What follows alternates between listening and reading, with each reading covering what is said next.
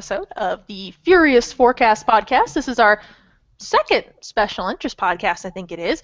Just in time for Halloween, we have decided to do a Horrorcast. Woo! I even wore my, Anyways, I'm your host tonight. I'm actually hosting once again, Jen Bozier. I am joined this evening by Max Parker. Hello, hello. Kyle Gaddo. He clearly must have just read the Ask Men's 10 Scariest Video Games list. And Mr. Dan Tack. Boo. That must have been an action horror game. So, this evening we're here to discuss horror games in general, what makes them good, what we like about them, and really why the industry has kind of eschewed the survival horror genre more for the action horror genre, and what the difference is between those. Basically, we're going to ramble about horror games because the whole genesis for this was that Dan Tack and I both played Outlast and Amnesia Machine for Pigs, and we're left wanting.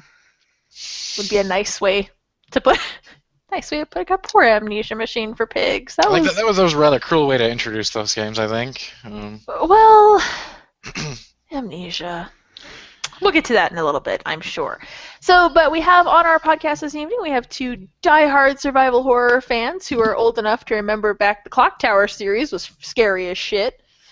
And then we have a horror enthusiast and a reluctant horror game who Max wasn't going to join us because he didn't know much about horror games. And then I started listing off horror games. And he's like, yeah, I played that game. That was scary. And, I remember that game. I'm like, dude, you've played all of them. Kind of. Kind of. I'm an expert in the faux horror genre, so that would be like the Dead Space series and the action horror. Right, sure. Well, the original Resident Evil games were definitely survival horror. In fact, they were kind of the paterfamilias, not the grandfather, but definitely the series that kind of launched the survival horror boom of the late 90s. People kind of forget that was about as prevalent as shooters for a while back in the late 90s. Parasite Eve. So, is that a dinosaur? Did you bring... Whatever it was, it scared me. I thought it was perfect. Kyle, we're here to talk about survival horror games, or horror games in general, not Turok. Dino Crisis was terrifying. Dino Crisis. Or Dino Crisis. Actually, the first Dino Crisis was kind of fun. I liked that game. That was actually a really fun game. I kind of wish, as we're rebooting all these series, that they would bring that one back. So, as my shameless plug of the evening, I recently wrote an article about what Amnesia and Outlast could teach the survival horror genre right now. And basically it was that there's a bunch of key elements to horror games which have they're starting to kind of go by the wayside here. Like, games will have really good one of them, and then the other two it's kind of like, huh? So the first point that we had was atmosphere, right? Survival horror games, or horror games in general, are supposed to have really good atmosphere, and despite the fact that Dead Space is definitely an action horror game, I think we can all agree that game always had good atmosphere, which is ironic when you think about it. And we also had the first Resident Evil game. Because it takes place in space, is that why? Thank you, Ben Roethlisberger, for explaining that. Thank you. Just making sure everybody's on the same page. I'm sad now. But I hate all of you. Max is having a hard day, so I'll forgive him. And Dan, I'm not sure if Dan has a sense of humor. So, no, of course not. Definitely not with my pun sense of humor.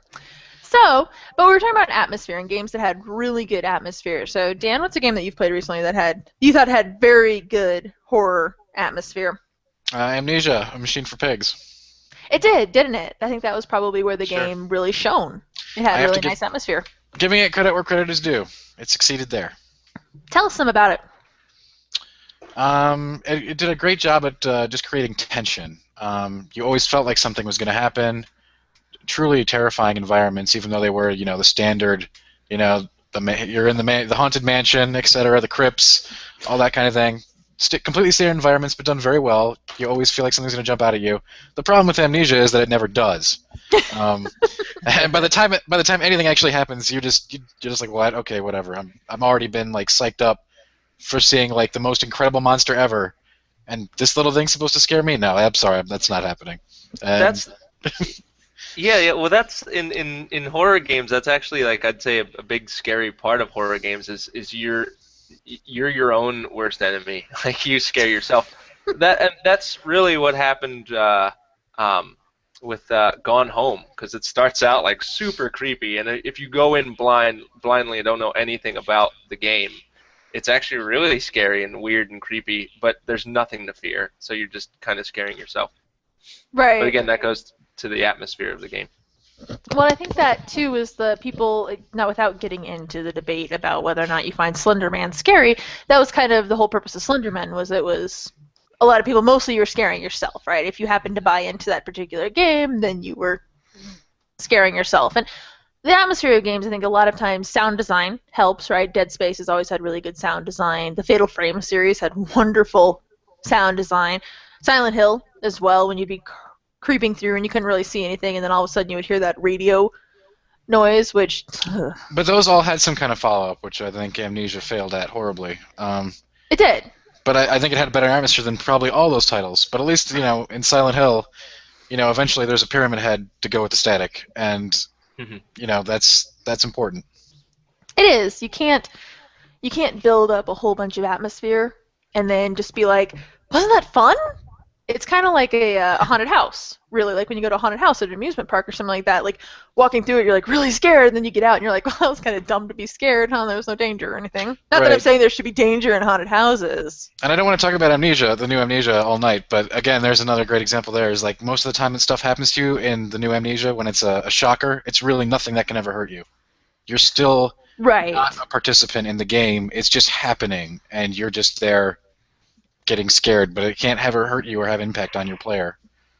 Right, and it becomes pretty clinical to avoid spoiler alert, the monsters are basically these giant pigmen things, and it becomes really clinical avoiding them, right? Turn off your lamp, duck behind something, wait for him to pass, turn your lamp back on, run out. Actually, in stark opposition to the first Amnesia, where I actually, had to hide behind things and hide in things and pray that the men would not kill me. These guys, they show up, I just walk away. I don't even hide, I just walk by. I'm like, oh, there's a door over there, I'll just walk. See ya. I don't know if I was hiding because I felt the need to hide or what. I wanted to.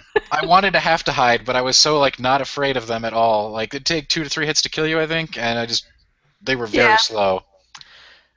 Painfully slow. So yeah, the atmosphere, I think you said the mansion's been done before, right? I mean, Resident Evil, which I've already mentioned, was you were in a mansion, this Johnny Mansion, but when the atmosphere is done well, the atmosphere almost becomes a character in the game itself, like the city of Silent Hill, obviously the Lost City or the Lost Town in Fatal Frame games, the house and clock tower, they all kind of become their own character within the game, whether it's because they have secrets to tell you, like in the Mantis Manor, or like in Silent Hill, it's a character that is preventing you from escaping or preventing you from going certain places. It actually plays a part within the framework, and that's part of what makes it scary. Sure. Thanks. I didn't play the game. I don't know. When you're always in a mansion, a hospital, or an asylum, or the corrupted version of something normal, it's all been done, right? So it really stands out when you get something like that. But so yeah, that part about the game was great. There's atmosphere. That's true. Outlast kind of failed on that one because they were in an asylum where half of your work is done for you because it's an asylum, and I think we're all kind of hardwired to find those places kind of creepy. Yeah. Now Outlast, I think Outlast defeated itself. Like the first hour of that game, I was completely it was scare after scare, right? And I couldn't stop. But then you actually become desensitized to it. It desensitizes you to itself, and you are no longer scared. And it's like throwing these stupid puzzles at you that they have no point to be in that game whatsoever, and they're just annoying. And it's like, this is no longer a survival horror game. This is an annoying puzzle game. What else? What other game? That's a big problem, I'd say, with horror video games and maybe just horror movies and horror video games combined, because it's always the first scare that's the scariest, and then it just goes downhill because you know kind of what to expect. And it's really difficult for a video game because video games are a lot longer than movies. So if you're playing a 10-hour horror game, I mean, something has to change after that first hour in order to keep the scares up, but it never really happens. I think Dead Space was the biggest example of that one I can give. Was that because you remember the first time you come across a body that jumps up, you were like, oh my god. Mhm. But then like the second or third time, you were like, okay, I know it's gonna jump up. I know it's gonna jump up. And then after the 10th time, it's like, whenever you're ready, I'm sitting Yep. here. Come on. Do I have to walk? I have to walk up to you. Okay, walking up, get up. Like, yeah, I mean it's a good point, and I think a lot of horror games kind of run out of steam after that first hour or two. I'm trying to think what the game was we all played last year, and we're like, yeah, it was really good for like an hour. That could be any number of games. Well, There no, it was a could be a horror. lot of games. What It was was a getting horror out last game. year? No, Oh, it well, was a horror game. It wasn't Amy, which had pointless puzzles thrown was into it the mix. was it and- Never Dead? Never Dead was kind of a horror game. It was not. It was not. Never It Dead. was just set on the counter. It was not. that game was scary for other. Or was it reasons. Afterfall? Because I played Afterfall and that was sad making. Yeah, no, it wasn't that one. I don't remember what it was, but we all played a game. Maybe it was. Hum a few could've been bars. 2 years ago. Could have been a couple of years ago. Now, as a matter of fact, where we were all like, "Oh yeah, it was good for an hour," and then it just kind of. It's hard to maintain that level, and I'm trying to think.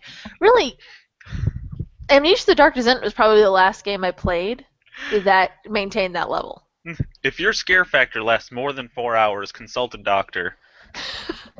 I mean, even the Dark Descent sort of fell off after, I would say, the prison level, but it still had some good stuff after that. But you knew the routine at that point. Yeah. Well, so I've always said that horror games break down into 2/3. There's the first third where you're just totally, totally scared. Then there's the second third where you're kind of like, okay, this is routine. And then good horror games, that last third is where you should have had the major reveal, right? Like in the Amnesia: The Dark Descent, it's where you find out your character's past. Or in Kuon, it's where you figure out that, I can't even think of the main character's name now, but that he had sacrificed his daughters. Or where you meet Sei Kurosawa in Fatal Frame 2. And then that last third should pick up that horror feeling again, or at least a sense of aghast, right? Like, oh my god, what is going to happen next? So that's the problem with a lot of the old Golden Age survival horror games, though, is that middle third. If people can't get past the middle third, they never see the last third. Kyle, you've been rather quiet this evening. Tell us about horror games. Sometimes they're scary, but mostly they're not. Man, are we I don't glad know. we invited you? Thanks, Kyle. I'm just here for comic relief. But no, I mean And my Fabulous favorite, yeah, and Fabulous here. No, one of my favorite horror games is just Silent Hill 2, just because it's atmosphere, and then like sometimes you see bodies in the fog, and then they ruined it in the HD. We don't talk about that? What was wrong with HD? I only played the HD one, so I don't. You didn't get the good experience No. then. Well, why? Well, they killed a lot of the mystery behind it, because what it felt like was they cleared up a lot of the fog. The new voices were not so good. Not They had that they new ever voices? were. Yes, they had Heck. new voices. I didn't know. Silent Hill 2 allowed you to have the original voices, if I recall. Yeah, the funny thing about that is, though, like when I watched some of the HD stuff, I was like, that is so terrible. So I went back and pulled up an original, and I was like, oh, it's kind of a side grade, really. Yeah, you tried. It was good for the time. Yeah, exactly. But the time was like 10 or more years ago. I think it was 2002. Yeah. So- Yeah, Mhm. it's been a while. The PS2 generation is kind of getting off topic, but the PS2 games, they don't age well. PlayStation 1 especially, and then a little bit PS2. Yeah. When those 3D worlds are still, I mean, it's that you go back and play a 3D game, and it doesn't age well. That's been my experience. That's a lot of the older games, though. Like in that horror article I wrote recently, I made a Sasha 9. joke, which is from Psychonauts, right? And I love Psychonauts. It's one of my favorite games ever. And I pulled up that clip where he's making fun of the lamp, and I was like, oh, I don't remember his voice acting sounding so bad. Like, because Psychonauts in my head is just this gold and gleaming, and all of a sudden I was like, oh, I'm not gonna watch any more of this. Funny story involving Double Fine. Again, off topic a little bit. So, I was at the Harmonix party at PAX Prime, and I saw Tim Schafer there, and I'm like, hey, you're great, but I couldn't remember his name because I had drank so much. Oh, no. This is a horror story. I'm like, I saw you earlier this year, and I just want you to know that you're great, but I didn't say his name because I couldn't remember it, and I felt so bad that I couldn't.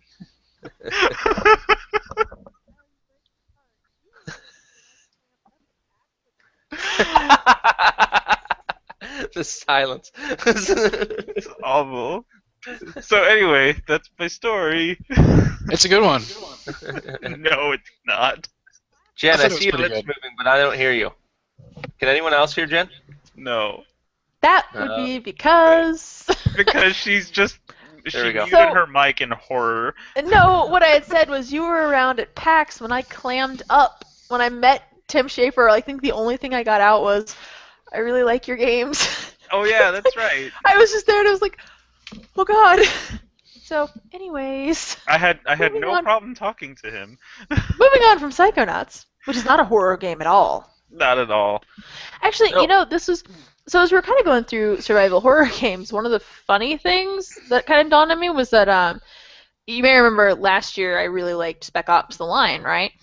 So I was going through like some of the stuff that make really good survival horror games, like an odd amount of stuff from Spec Ops: The Line came in. Like when I was talking about how the atmosphere kind of ends up being another character, I was like, yeah, like Dubai and Spec Ops: The Line. And then like I had a few other things where it's like sometimes you get forced into choices that you don't really have a choice, but it seems like you do, like Spec Ops: The Line. That was like I mean, Spec Ops shooter really horror? ticks all those marks. I mean, I think it was probably one of the better written games in recent history.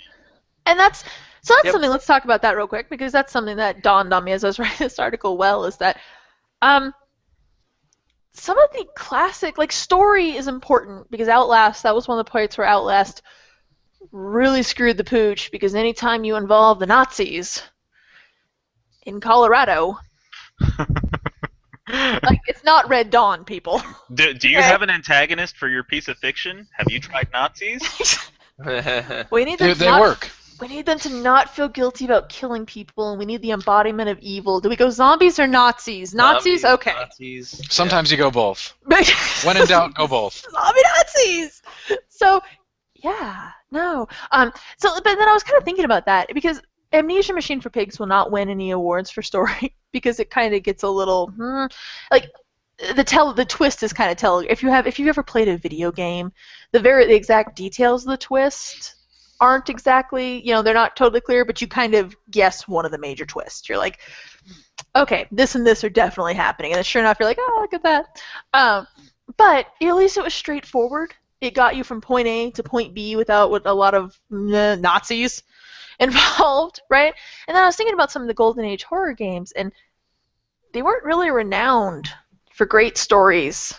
Like Silent Hill 2 is obviously one of the shining examples of it, but like some of the other ones, like the Clock Tower series, Clock Tower 3 was scary as hell at the time, and that story sucks. It's a problem with the horror. It's the whole horror genre. Really, is that AAA games are never horror games. The huge companies are not pouring millions and millions of dollars into the development of a horror game. It's all the action games are what move units, and things suffer like story when you'd have a limited budget. Like good writers cost money. Even AAA titles have bad stories. That's true. It's true, and I think that's because Yeah. But I'm saying it's just that it's an even bigger disadvantage for the horror games because they're usually not AAA games, especially now. bear with me here, but one of the scariest scenes I've ever read was actually in Stephen King's The Shining. There's a scene early on in the book when they're first at the hotel and Jack Torrance is outside in the shed and he sees this croquet mallet.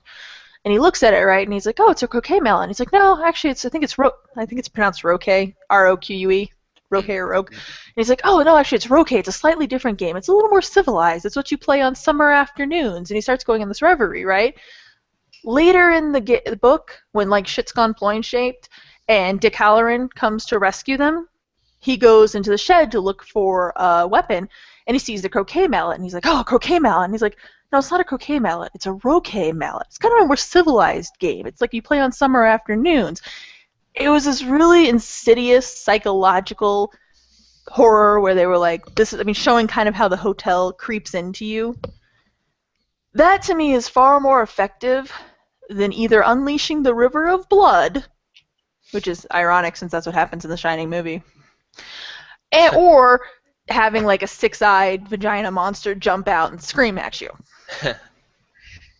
Which, I think somebody mentioned that, one of y'all, I think it was Kyle probably, mentioned that on a podcast previously, that seems to be where horror games have gone. What? The vagina monster? Yeah.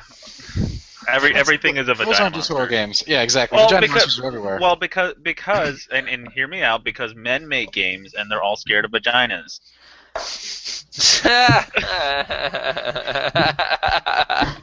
That's where I knew this cast was going. That's what I signed up for. Somebody mentioned penis, so we have a fair game here. No, but I think that's kind of where we've gone, is horror games seem to be like, let's make really scary monsters and then just show them all the time. Like giant peacocks. Like, look at me, I'm scary. What's that from? Huh? Is that from a game? Is that a reference to a game? No. Oh, okay. Well, really, most things, like Fear. Fear's a good one. Dead Space is a good one. What is that other horror series? Condemned was another one. Giant peacocks. 1 and 2. I hate you. Amnesia Machine for Pigs actually can fall into that too, where it's like they come up with this monster that they think is scary, and it just cannot wait to get into a spotlight to show itself to you. It's like, yeah. I am so scary right now. Look at me, and you're like, that's a huge misstep, because if you're any creator of a horror game should understand that the unknown is way more scary than the known. So why would you do that? Why would you ever do that with your enemy? To have just showcase what the enemy looks like? That's so stupid. That's Bush League. That's Bush League design. For example, the issue with the game and that is that there has to be some kind of interaction with the horror, or the protagonist is never in jeopardy. You're not actually playing a game. You're just watching something happen. Sure, but you can make the enemies ambiguous, and you can make an enemy that you don't really see. Alan Wake was kind of like that. Yeah, for example, like, I mean, the entire first 2/3 of Signs. You don't see the aliens, they're ominous, whatever. And it's just... Yeah, we're not using Signs as the pinnacle of horror. I'm just saying, from that example, it peters out once you see the alien, and you're like, oh, whatever. It does. These are the aliens that were unaware that the thing that kills them is like 90% of the planet. 75%. Whatever.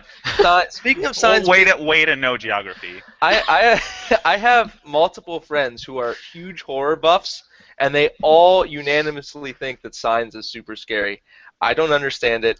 I like Signs. I don't think it's scary. Signs has an excellent reveal moment. Okay, the scene at the Brazilian party or whatever, where the alien appears for the first time. That's great. But it's still left ambiguous. No. It's still left ambiguous because it's like, they're Brazilian and they don't have money. They filmed it with a potato. Right. Exactly. No, that was great. That was the best part of the movie. Have you guys seen the new Godzilla trailer? No, I haven't, but I meant to watch it today, but I didn't. You have to watch it because it coincides perfectly with what we're talking about. We already know it's Godzilla, but at the same time, it's like it's left ambiguous. It's got the narration about the creator of the nuclear bomb going on in the background, and it's just like it's ominous and it's cool sounding, and it goes back to Godzilla's roots, where he's supposed to be a depiction of the Hiroshima and all kinds of stuff. But it's awesome. You guys got to watch it. Cool. Well, I guess if you're going along those lines, again to movies, Cloverfield did that pretty well, because for the good portion of that movie, you don't really get to see what the monster is, and that kind of does leave a little bit of scary, right? Like, try to think of a game. Actually, I'm using the Dark Descent, like the faceless things. Every time you see them, like in the beginning, they're kind of distorted, and also Silent Hill did that too, both 1 and 2, where the guys like their arms tied behind their backs and they have no features, and they're just kind of like shaking around. You can't really get a good feel on them. Yeah. Like, you think and it's those the things will mist doing absolutely it, but- fuck you up. Yeah, you think it's the mist doing it, but at the same time, it's like, well, they have no features, and then their chest opens up, and they're like, yeah. That's the exact sound that they make too. No, Yeah. it's far creepier. I think it was you at PAX who made the sound, and I was like, fuck you! I hate that sound. I don't believe so. Maybe. Somebody did it, and I was like, that's not okay. But no, that's important. Like showing, but not showing too much, because there's really no mystery in Dead Space, like or on There's in the The first Fear a little or Alan. and in the first one. The first of all those, there's no mystery in Alan Wake. You kidding me? Isn't that the whole point of Alan Wake? I mean, Yeah, I there's just have to get absolutely I have to mystery. I have to get jabs in at Max. There's total. The Alan Wake is all about mystery, but the first Dead Space had a little bit of mystery, and the first forget the other series that you said. No, I mean like in the monster zone. Fear. Because Fear. in Oh. in Fear too, because in Dead Space and in Fear, they cannot wait to get up and show you themselves. Like the first time you see the guy and you're like, oh god, is his jaw hanging down? That looks painful. And then like every single time you go into a room, one's like, what's up? With their big arms. They just want to come give you hugs. It's just necromorph hugs. Necromorpha. It doesn't end well for you. That's a spoiler alert. Amy was another one like that. And most zombie games are like that now. Like, I'm so sorry. I will not mention Amy again. Except for that time. Most zombie games are like that. Like, most zombie games are like, oh my god, look at the blood. Look at the guts. And it's like, Left 4 Dead is a good example. Not that that's supposed to be a scary Yeah, I don't think that's game, right. but like that's how I kind of compare most of those games now. It's like, oh, it's like Left 4 Dead. They can't wait to show you themselves. well, look at Fatal Frame though. I mean, that's all about showing you as much as possible and making you uncomfortable getting up close in order to fight them. Well, that's because you had no weapons. That was a little bit different because they had no problem showing you stuff Actually, because they're like, no, you what do are have, you you do gonna have do? that game. You definitely do have a weapon. I mean, they just call it a camera, but it might as well be a gun that you scope in really, really close with. I mean, you're doing the same thing. You just have to time it right. Yeah, But you always have to time it right before the scares strike, right? So it's like you have to get uncomfortably close with the creature. Well, but it's not only that. I mean, like, what I mean by no weapon is that, like, in the early stage of that game, you're pretty under-prepared. And, like, there are things that will absolutely kill you. And you spend a lot of that game running. And that had sound design, too. Like, when you can hear them whispering at you, and then all of a sudden you're like, what is that? And that was actually a really good use of red herrings, where you'd hear something whispering, but nothing would jump out, and then all of a sudden you'd go somewhere else because you're like, oh, I guess I'm safe. And then, Yeah, that's actually a good segue into another thing that makes a good horror game is a physically vulnerable character. You Yes. don't want to be a powerhouse. Like, Dead Space 3 was designed to be more of an action game, but even if it had no chance of being a horror game because you were armed to the teeth with these super weapons that you created, and you could just mow down everything that came your way. you are in the first and second game, too. You eventually got there, but You have a gun. Yeah, but you gotta conserve ammunition. It's an engineering tool. It's not even a gun. Like It's the coolest weapon ever. If there's ever a zombie apocalypse, I want one. it's pretty great. It's pretty great. But yeah, you need to be scared of what's out there. And if you have a huge automatic weapon, that really doesn't work too well. Well, like that was so in the original. If people who played the original Resident Evil games remember this, one of the greatest moments in that game was when you found either the shotgun or the Magnum. Remember how excited you were?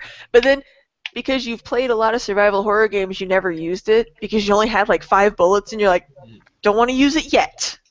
So, like, I've been like looking back now, like, you know, the amount of time I spent running around Resident Evil Nemesis with my combat knife out, because I'm like, Nemesis is coming, man. Like, it was sad. bread. That's all you would do. You're like, I have a knife. And we've kind of lost that because now it's like, Magnum, lots of ammo, go kill stuff. Like, that's No, not no scary. problem. I'll just use this rocket launcher. Those were always like at the end of the game, which is why Resident Evil 6 sucked, because somebody started with a goddamn sniper rifle. Yeah, that's why Resident Evil 6 sucked. That's the singular reason Resident Evil 6 was bad. You heard it here first. It's average. I thought I read a teaser for Resident Yeah, Evil it's, 7 the it's other all day. it's all balanced out because Leon's hair is so perfect. Leon's hair is perfect. Too Like, bad his story is the worst of the three. it's so awful. It's so Like, bad. it's nonsensical. Yeah, And then it ends on a happy note. yeah. Like, well, you know how Jake's is awesome. Jake's is actually pretty good. Like, they could have made the entire game Jake, and it would have Yeah. been okay. Yeah, it's really good stuff.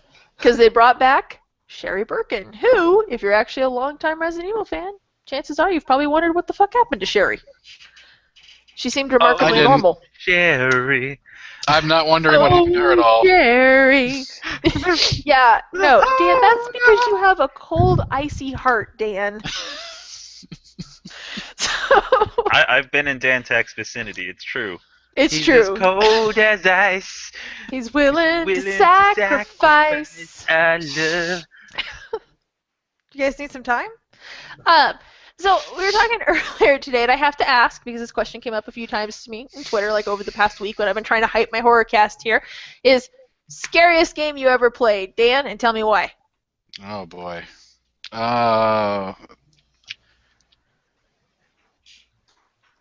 Fatal Frame 2. Can I use that? Let's do that one. I guess it's really tough though to pick a favorite because there's different factors that are involved here. Like Right. It's tough. I don't know. Like I've never felt the need. I'd say like the winner would be one that I wouldn't want to play. Like I'd be like, wow, I'm so scared I can't even play this game. But that's probably never gonna happen with Oculus. Maybe we'll get there. Right. Yeah. And I've got high hopes for that. But Fatal Frame 2 just had like, you know, at the time just amazing graphics and sound, and everything came together in like what I think is almost a perfect package. So, was it the scariest? It was scary. In a dark room and max volume, definitely. No? I don't know. What's yours? I'm. Kyle? Well, Dan asked you what was yours, but Robin. but yeah, we're going this way, I guess. Anyway, This way. Anyway, I would probably like. I know I talked a lot about Silent Hill 2 earlier, but I would still have to say Silent Hill 2, just because. I mean, even atmospheric. But then, like after you finish the game, you go back and read about it and learn more about it. And you're like, wow, that had a lot of cool like inspiration like behind it. Yeah, fair enough. Max? That's a tough question. See, because I'd probably either say Silent Hill 2 or Alan Wake. Like I vividly remember like Resident Evil 2. I wanted to play that like with the lights off, and I played. I don't remember it being very scary back in the day. It was different. Horror games were so different back then because now if like a horror game comes out, like everybody's going to post videos and there are video reviews out there, and you're going to see like the game before you play the game. So you have to actively try to avoid those kind of games in order to get the full horror experience. So horror games were better back in the day. I hate to say that, but and it's no fault of the horror genre. It helped. It's because of the stupid internet. It's The all the internet. And these so-called journalists. Wow. But Alan Wake from I guess the modern era, that game really freaked me out. I made sure also to play it in the dark. I didn't know much about it, and it just had such a strange and creepy vibe. Being up in like the secluded wilderness always freaks me out. That really scares me, even in real life. I don't care for that kind of way of life. It's not for me. Like Camping's a way of life. Oh God, I hate camping. I hate it. I don't like camping either, Hate but it. for I'm with entirely you. different reasons. Yeah, not only do I think it's really boring, but it really is. scares me too. Just because like you're out, there's no cell phone reception, there's no buildings, it's just woods for It's miles. not okay. No, yeah, I'm not a fan. So that helped in making that one of the scarier games I ever played. So I would probably go with Alan Wake. And plus, you didn't know the enemies. Like, the enemies were really ambiguous, and the whole game was creepy. So Alan Wake. I'll go with Alan Wake. Good one. I'm gonna have to side with Dan on Fatal Frame 2. That was the first game where I ever actually screamed like a 5-year-old girl. Like, absolutely screamed my head up. And it's when you turn that corner and say Kurosawa turns around and starts laughing at you. It was 2 in the morning. Jim had to be up at 5:30 to get to work. And I was up late playing, and I started screaming like someone had just broken into our house. It was furious with me. Like, furious. And when I went to bed, like an hour later, I left all the lights on and made him get up and go and turn them off. I was so scared. But, like, it's one of those games that to this day still, like, late at night, when it's time to get up and go get a glass of water because you're thirsty, like, I turn on every light in the house because I'm like, she could be in the kitchen. Like, it really stuck with me. I do have to give a shout out to a game that I think a lot of people forget from Rockstar called Manhunt. That one, and bear with me, the headset. Like, when you were scared to talk because things would hear you and come and attack you, that was actually pretty effective at getting you into the game. It wasn't like a long-lasting horror, but like if you would sneeze or something and then all of a sudden everything on the map knew where you were like, oh fuck. That's a cool design. Mm-hmm. It was a really cool design. And it was Rockstar. You know, it was Rockstar being Rockstar. We don't talk about Manhunt 2. We definitely don't talk about Manhunt 2. No. We don't talk about a lot of 2s. Clock Tower 3 actually is one of the only... Fatal Frame. Really? Fatal Frame 2, Resident Evil 2. Yeah. See, I liked Resident Evil Nemesis and 1 better than 2. 2 was really good, don't get me wrong, I love 2. But Nemesis and 1 scared me a little more. Because 1, it was new, and Nemesis, because you never knew when that asshole was going to show up. Like, you would just have, like, you're, like, limping because you're nearly dead, and you have, like, 3 bullets left, and then guess you bust through a wall. It's like, oh, guess I'm restarting this area. Hey, speaking of 2s, this list I'm looking at Gamer Ranks for scariest games has System Shock 2 at number 5. I never played it. System Shock 2 is a great game. If you've played BioShock, you've played System Shock 2. System Shock 2 actually... That's a lie. It's pretty much true, though. No, System Shock 2, that was a good game because, stop me when this sounds familiar, you wake up in this research facility and you don't know who you are or what's going on, and there's an evil, creepy person talking to you. Actually, System Shock 2 deserves, like, endless accolades because of Shodan. Shodan was the original GLaDOS. The vicious, malicious AI who wanted to kill you. But she wasn't funny. She just sat there and insulted you for realsies. Like, I thought GLaDOS was very for realsies. Yeah. No, like, she makes fun of you like your weight and stuff. Yeah, but maybe you should stop eating so much. Hate you. This It is true. wasn't out of love. But Shodan, well, Shodan was kind of like, what was the AI from I Have No Mouth and I Must Scream? Am? I think it was. Like, that's on this list too. It's a great game. It Okay, my cats are knocking shit over because cats. It's the ghost gen.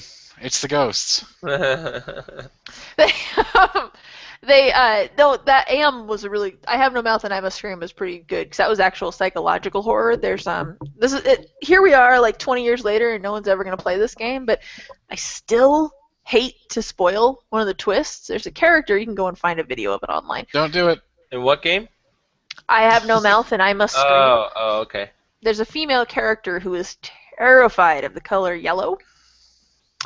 And as the story unfolds and you find out why she's terrified of yellow, it's pretty messed up. That whole game was really messed up, especially for the time that it came out. Kind of like 11th Hour, 7th Guest, that series. Sure. See? More point-and-click horror games, everybody.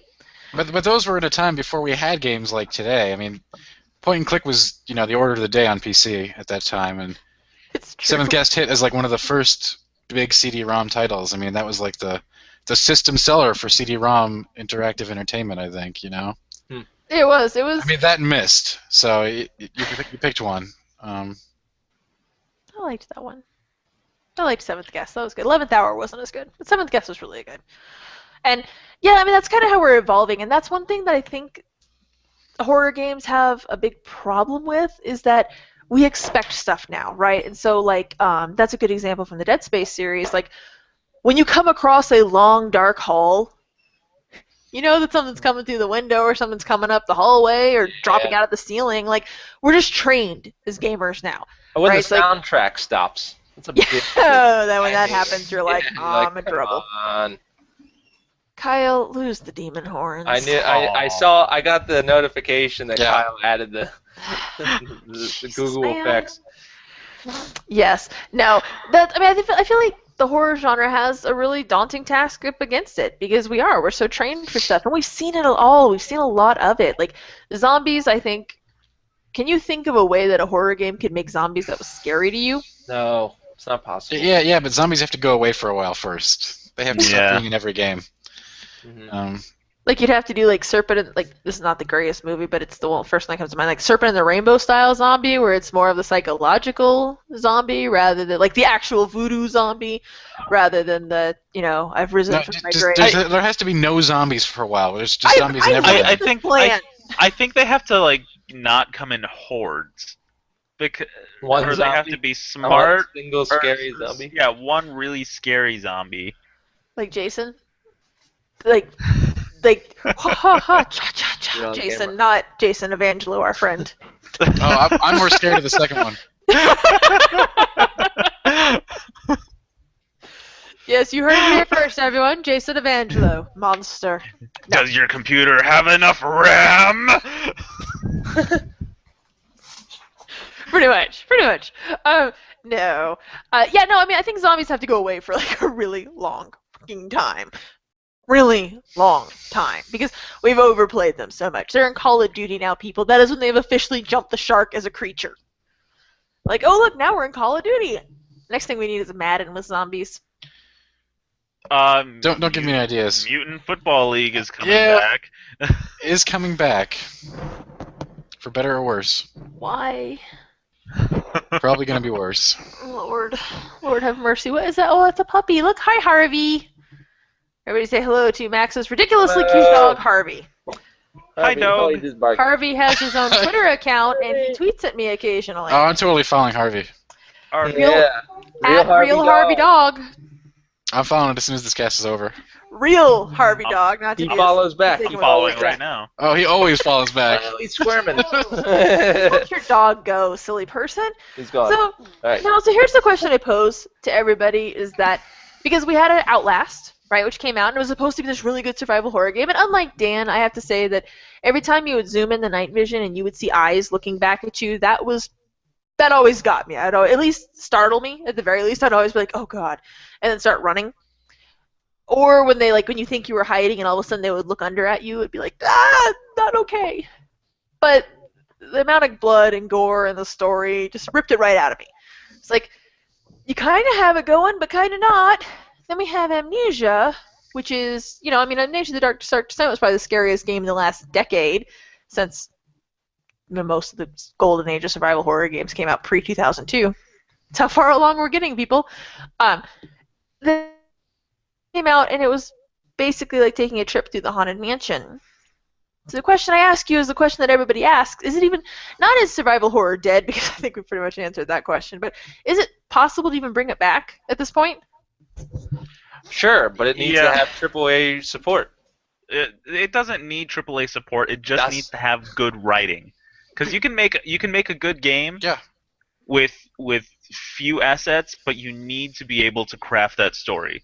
Look at the game that Jen just brought up, Amnesia: The Dark Descent. That is nowhere even close to being a AAA release. No, but even indie games have recently tried for horror games, and they're not good. They like the sequel. Well, that's the fault of the story. I mean, I'm always gonna blame the story for horror games. If your horror game is weak, it's because your story is weak. But we already said that sound design and atmosphere are really important too. I mean, some of the stories, like Clock Tower 3 scared the crap out of me, and that story was pretty fucking dumb.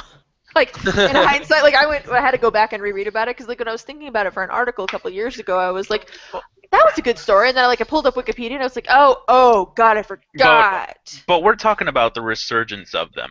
We're already like, okay, we've done all the dumb ones. Let's do something smart. Which I think the reason that like Max is bringing up the point where it needs AAA backing, and it's because I think a lot of developers are jumping onto this as an easy game to make without a big budget, and that's why we're seeing so many bad ones. I think that's a good point. They're easy to just push out. It's true. Speaking of, we recently got a game for review, Huntsman the Orphanage. What? I would actually recommend that both of you, or all three of you, get in touch with the developer. I'll shoot you an email after this, actually. Okay. And so it's on Steam, and it's problematic. It has ideas, but it's problematic. Then why are you recommending it? Because you need to try this to kind of get where I'm coming from on this. One of my guys reviewing it, and I was watching him play, and I'm like, this isn't very good, but they're trying for something. They're trying not for the ooh scary, but the world crafting, which I think is important to this genre. Well, God, again, I'm gonna use Spec Ops: The Line as an example. That story actually kind of had a nice psychological scare element to it, and that was a AAA title, right? So and that was a title that they took a chance on, right? It was it wasn't your typical shooter fare, right? So I'm thinking that it's possible to do a horror game with AAA backing, but I don't know. I feel like the AAA games that sell, I don't feel like they want to take a chance on something that's not a shooter. That's why action horror has taken over so well, right? I don't see why they need to be AAA titles. They're not meant to be an all-encompassing. It's not as wide of a, you're not targeting that same demographic. You don't target everyone that plays games. Not everyone wants to play survival horror games. That's just, it's not. They're not for everyone. They're not. It should be like Resident Evil was a huge game, 1 and 2. That's true. That's a good point. Yeah. But they were new. That was something we had never seen really as consolers. It was pretty out there, and it was really good, and it was well done, and it had a great story. For now, especially the dredge that RE has become, it seems dumb, but at the time, that shit was like Shakespeare for the video games. Yeah. Right? It was like Lovecraft. It paved the way. So is it possible for a good horror game to sell copies and still be good and scary? It will sell within its demographic, but it won't appeal to everybody. So Resident Evil is no longer possible to recreate. I think that Dead kind Space of fame 1 and was probably the closest you'll come to that. Yeah, Dead Space 1 was about the closest you'll come to that. Resident Evil Triple Evil was A. still pretty niche. What about The Evil Within coming up? Okay, so let's talk about that. All right, so we have the horror man. We're not worthy. Yeah. Well, let's talk about. There you go. That's. I guess that'll be the example. The proof of concept of this entire discussion. Yeah. Let's say what we have here, right? We have somebody who has pretty much paved the way for the horror genre and definitely paid his dues. He knows what he's talking about. We have AAA. We have Bethesda, of all people, publishing it. We've had big shiny trailers, just totally spaced who's composing the music, but I know it's somebody I really like.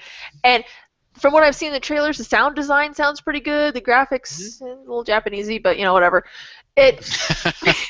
A little Japanesey. I saw it. Let me rephrase what I'm saying. Easy, They're Japanesey. We're using really technical definitions here tonight.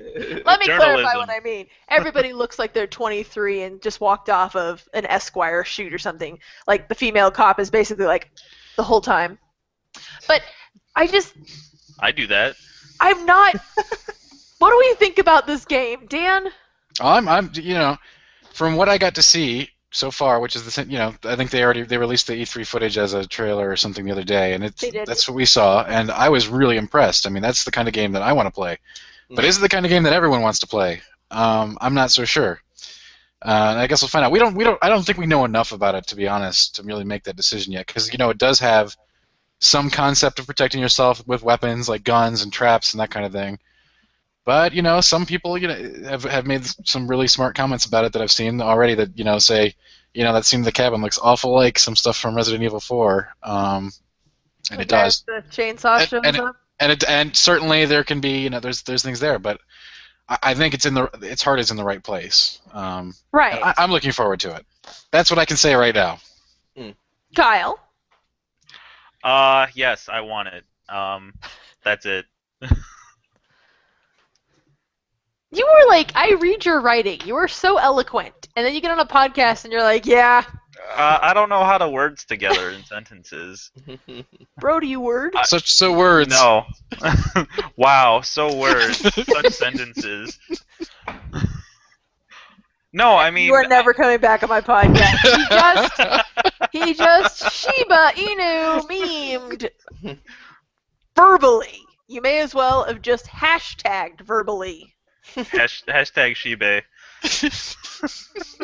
I hate you. No, I mean, I don't know. I'm bored with it. I want it. It looks cool. The hype machine's starting to get a little I'm bored like. with a game that's not out. That's. I mean, I let's. think you look bored of the hype machine. It's Shinji Mikami. Okay, I got nothing but utter respect for Shinji Mikami, and I like practically everything he freaking does. So. But I'm not interested in his next game. Max. Yes. All right. What do you think about The Evil Within? Yeah, I think it looks awesome, and I can't wait for it. Yeah, it looks. From what I saw at E3, it looks fresh. It looks like it has new ideas. It's not a sequel. It's for next gen, so I'm really excited for that. It's also for current gen, but I'm already looking towards the future, so I'm looking forward to playing it for next gen. And yeah, I can't wait. I think it looks great. Yeah. The other thing is, Shinji Mikami hasn't been attached to a game I have not liked. So why aren't you stoked for this? I am.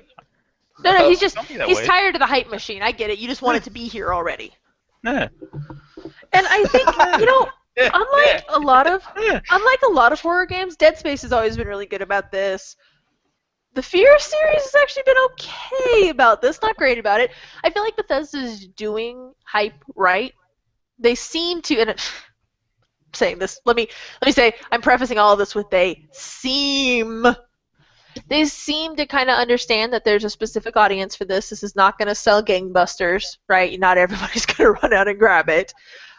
They seem to know that there's an audience for it, and they seem to kind of be catering stuff to people. I like that. I like that they seem to know the market, and yeah, I'm cautiously optimistic for it because there was one scene where I was like, really, could you have thrown a little bit more blood in there? That's just not scary to me. But there's like the psychological element. We've all seen the E3. Mm-hmm. Like when there's a scene where he's running from something and then all of a sudden he's somewhere else. Yeah. Instantly I was like, ooh, you definitely have my undivided attention now. Mm-hmm. Because that's kind of cool. And I mean, obviously it's called The Evil Within. So there's obviously going to be a psychological element there, which I'm really liking. Question though. What if it comes out and it's Resident Evil 4.5? 4.5. Or I think we 5.5. can all live with that. 5.5. What if it comes out and it's Maybe not Resident Evil 5. 5? Not 5.5. We can't live with that. 4.5 I'm cool with. Well, So if it comes yeah, out and it's just an 4.5 would be okay because Shinji Four's Mikami wasn't great. attached to Resident Evil 5. So everything's But if it just fine. comes out and it's a giant shooter, basically. It's definitely not going to be. That's a 0% chance. Calling it here right now. But I'm asking from a horror genre standpoint, what happens if it comes out and it's really not very good? Is this the official, like, it's dead, guys, it's done? Yes. Until somebody can. It'll be the same process. If AAA horror dies again, the indies will pick it up and they'll see that, just like what it did with Amnesia. But the indies are trying that now, and it's not. They're working. trying it, but they're throwing darts at a board. Okay, it's quite obvious. I don't know how many like indie horror games you have in your inbox right now. I have like a jillion of them, and a lot of them are not good. Okay, let's be honest. They're just not good. Right. Yeah. And you can tell there's a they saw the market. They saw they could do it on a low budget. They're trying, but these are not great. I like how Dan is just mostly the top of a head. Yeah, I told him that just the camera won't move, man. He's like a constant soon meme. This is Like, my Halloween face, okay? This is my Halloween persona. Soon. I know, I'm going to take a screenshot and just put soon across the I'm sorry to have interrupted you, Dan. Please. No, I'm it's okay. I'm going to point to It his was- blue magic card behind him and then soon. He's going to... Is it an interrupt? Because that would be excellent. They don't have those anymore, Jen. They haven't had those in like 15 years. That's when I stopped playing. It was about 15 years ago. Oh. 2002. Yeah, it was a while ago that those went away forever. What is that? Is that a Charizard back there? It is. I wish it was a Charizard. No! Did you guys see Bulbasaur. Charizard X? Oh gosh. Oh boy. No, it's We're getting off. Bulbasaur or GTFO. All right, we gotta bring it back. It's true, actually, we do. So I thank everybody for coming for a horror cast. So, I mean, it sounds like we're all kind of we're hopeful for the evil within because it's not like they just grabbed someone random. And anybody else still a little surprised that Bethesda picked this up? Bethesda is weird. They're not EA. I'm not surprised. 0.5. No, they're into fresh ideas, except Wolfenstein, which I don't know why they keep making those. Oh gosh. That one. True. That was the worst game I saw at E3. That new Wolfenstein game. God. I thought the story part they did, the little dialogue skit thing, I really thought that was hilarious. But Really? I hated the actual gameplay though. Everything about it. I hated that beginning part where you had the choice on the train. Everything about that game just looks bad. But you got other stuff. Wolfenstein 3D was like the first game where I visually remember playing it and being like, I love video games. Like it was the first game that I would stay up all night playing and stuff, and so I'm kind of I know it's gonna be bad, but I want to play it. It's like when Resident Evil comes out and I'm like, this is gonna suck. I can't wait. It might be good, and you have to maintain that hope. But yes, I was surprised. You might have to maintain that hope. I don't have to. I'll maintain that hope for everyone. And then when it turns out it's amazing, I'll be on a podcast going, I told you, I got the awesome, and you didn't. Yeah, that's not going to happen. It's not going to happen. So no worries there. But I'm going to tell you that's what happened. All right. So that when it's really bad, I'll be like, no, guys, it's awesome. Kind of like Kyle is with Never Dead. So, anyways, thank you everyone for joining us this evening. Would you like to plug your Twitter feeds and tell us where we can find your content, Max? You can follow me on Twitter at GameGuyPGH, all one word. Kyle? No, I'm cool. No. You can follow me on Twitter at Kyle Gaddo, KYLEGADDO. Dan? You can follow me on Twitter at Dan Tack, and if you want to find my stuff, just Google me. It's all over. Google me. You can find me at Jen Bozier on Twitter. I show up there like a gray ghost every now and then. It's really rare now. And you can find my work on videogamewriters.com. When I do, it's really rare now. I'm pretty much just on a podcast. Speaking of that, you can follow us at Furious Fourcast. If you're listening to this podcast, chances are you found us at FuriousFourcast.com or on our Twitter stream or our various auto streams we have. We have it in the Google store. We have it in the Windows store because Scott owns a Windows phone and swears to God by it. We are on iTunes, or you found us on our YouTube channel. If you found us on one place, go and check us out on the other. We are always entertaining and happy to discuss games and other geek stuff. And I guess we're just going to nail the coffin shut on the horror genre at the end of this podcast. I like that. Good. Good. That's good. So fun! That was really horrible. One pun, two puns, three puns. You get a pun. You get a pun. You get a pun. That pun was a horror. It was a screamer. Oh, wow. Oh. In the meantime, we thank you for joining us, and we hope you have a wonderful weekend. Say goodbye, everybody. Goodbye, everybody. Bye. Thank you.